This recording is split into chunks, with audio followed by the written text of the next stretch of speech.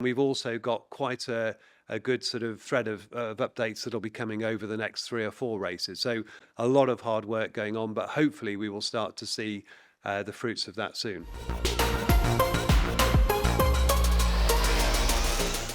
Hi, I'm Miles and I'm here with Shav to answer your questions about the Miami Grand Prix. First question up from one of our fans.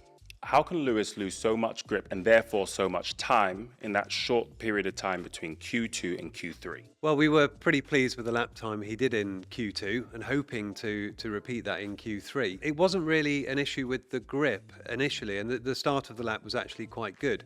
Now, he was unlucky in that as he came around to turn 11, he got a gust of wind that was from behind, and what that does is it actually drops the amount of downforce on the car quite significantly. So as he went into that corner, he had quite a big oversteer. That then puts temperature in the tyres, and once that temperature's in, that's a very tight, twisty section. There's nowhere for them to cool down, and that's what then causes the loss of grip. So had it not been for the gust of wind, it would have been a better lap for sure. The other thing that cost us was that we only had one new soft tyre by that point. So it wasn't like he could have another go and try and repeat it. So frustrating, because by that point the car was working well for him. He was obviously driving it very well, and a shame that we couldn't repeat that lap when it mattered. So, Shav, you mentioned we only had one set of softs. Why was that? Well, everyone goes into the weekend with 6 sets. We had a look in FP1, so did a lap on it. Now, we weren't unusual in doing that, but what was a bit different was in Q1 we decided to do 2 new sets. So we actually did 3 runs with both drivers, a used and 2 new. That was a little bit, because we'd struggled the day before in the sprint qualifying, we wanted to make sure the drivers had time to understand what the car was doing, but it put us 1 set down to the others. So then when you finally get to Q3, we only had 1 remaining. Now, we did actually do a run on the medium tyre. We had seen it was pretty competitive the day before. We didn't think it was quicker, but for Lewis, actually, because the first run had gone so badly with the gust of wind, that medium was actually the time that he qualified on. But we used it because we weren't seeing a big single lap drop, so we weren't too worried about having that lap on the tyre come the race on Sunday. While we didn't get it coming all together in Q3, was it encouraging seeing what we did do in Q2, that when the car is working, it's in the mix? It was encouraging definitely at the time to see that lap time, but we know that there's a lot we need to work on with the balance of the car. And the reason that we can't do those laps every time we go out on new tyres is that the drivers are always fighting the balance, trying to get it balanced through all the different corner speed ranges. And until we fix that, it's definitely going to be hard for them to sort of reliably deliver those sort of near perfect laps when it absolutely matters. So yes, it was quick, but fundamentally you've got to look at really where the average performance of the car is, and we know that there's a lot of work that we need to do there. So, Shav, why was there such a deficit in our straight line speed that made it so difficult for us to overtake in the DRS zones? Well, this is specific really to the sprint race. So in the sprint race, we'd gone in on a bigger wing level. The reason we'd done that was because that wing should have been quicker in qualifying. There are 3 DRS zones in Miami, so you actually tend to be quicker with a big wing when you've got a lot of DRS running, because you get the benefit of the grip in the corners, and then you can lose the drag when you get onto the straights. Now, that would have been great if we qualified well, but unfortunately we didn't. So both cars were then stuck with a big wing in races that were really dominated by traffic, because the early part of the DRS zone, or the early part of the straight rather, is without the DRS. It makes it very hard to stay in the tow and get close enough to overtake when the DRS is active. Now, for the main race, the main qualifying, we then dropped down to a more usable wing level, a lighter wing, and that was basically meant that overtaking was more realistic and more easy. A question from our community on Facebook. Why did we bring Lewis in so early on the hard tyres? The main reason that we brought him in was there was a group of midfield cars that were creeping into our window, and if we'd stayed out, they would have undercut us. Now, at the time, Lewis was not happy with the grip on the hard tyre. He was sliding around a lot, struggling with the car.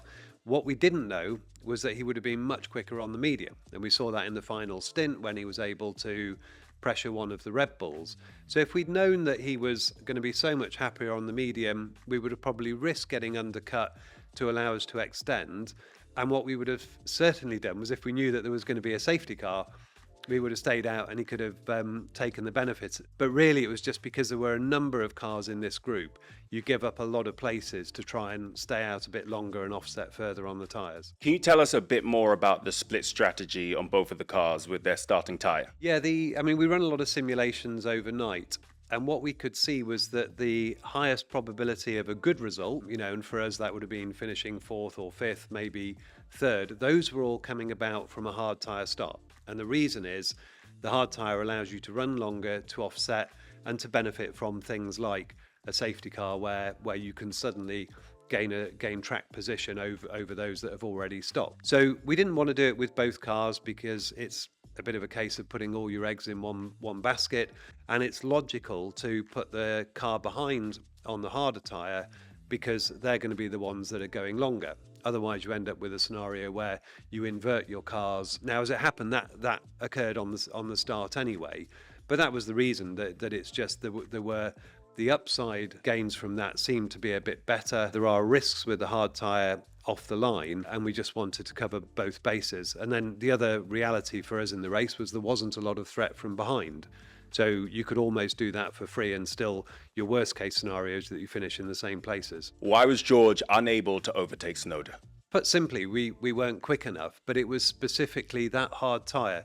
So Lewis had struggled with it in the first stint. We put it on George in the second stint. He found very much the same problem. We had reasonable temperature. It was just that because it has low grip, the car balance window gets a bit bigger. There's more understeer in the low speed. There was more oversteer, and he was just sliding around on it. So we know that we need to get on top of the car balance. That's going to come from further developments in terms of the handling characteristics of the car. We've tried for a number of races to fix it with setup changes, and we can't seem to do enough to influence it that way. If we improve that, we should then have good performance across all tyres, but it did seem to be very specific to that hard compound. A question from our fans at Weibo. Would Lewis have been able to overtake Perez after the safety car if he hadn't locked up? The issue was that we looked to be a little bit quicker than Sergio in that final stint. We could stay with him. Lewis was having to push the tyres very hard to stay there.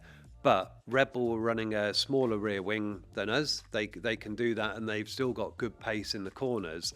And that meant that it was very, very hard to actually get the gains on the straights that we would have needed to make the pass. So encouraging that we were able to pressure him and race him, but we're not quite quick enough to overtake them when you're actually on the same compound and the same age tyre. We just haven't got the pace to do that. How significant are the Imola upgrades, and did the Miami upgrades work as intended? We managed to pull forward about half of our update kit to Miami, and then the other half is going to arrive in Imola. And we're working very hard on the future races to try and bring developments to them as well. Did it work as expected? Yes, it all looks like it's delivering the performance that we were hoping for from the floor. The issue at the moment is everyone else is developing their cars. So you saw McLaren with a big package, and they look to have moved forward.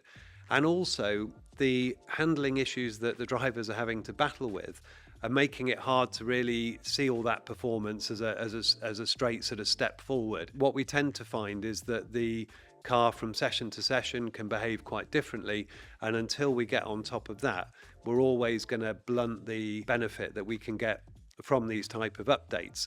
But after the last few races, we've got now a very clear idea of what we need to do to the car to get it handling a bit more easily for the drivers, making sure it goes where they want it to go when they're on those important qualifying laps. And we've also got quite a good sort of thread of updates that'll be coming over the next 3 or 4 races. So a lot of hard work going on, but hopefully we will start to see the fruits of that soon. So looking beyond Imola, how are we feeling about the tracks coming up next? And are there any specific tracks that we think are better suited to us? Well, we've got Monaco, Montreal, and then Barcelona. So you've got 2 circuits that are predominantly low-speed corners. Certainly Montreal, it's all low speed. And then you've got Barcelona, which with its new layout, where they've removed the chicane, is an extremely fast circuit. So a lot of mid-speed and very, very, very high-speed corners. So quite a range for us to deal with. So we're not expecting we're going to go to Monaco and suddenly be looking extremely quick. But what you can find is that the subtle differences in those tracks can expose those weaknesses a little bit less. So, if you took somewhere like Montreal, you're only dealing with one speed range, it can be a bit easier to get the car in the window. So we'll do all the normal preparation work, but fundamentally we need to develop our way out of this problem by bringing performance updates to the car. That's what we're working on. And then at the track, we'll just try and optimize what we've got as best we can, pick up as many points as we can in the meantime. So it's really those two areas that we're working on simultaneously.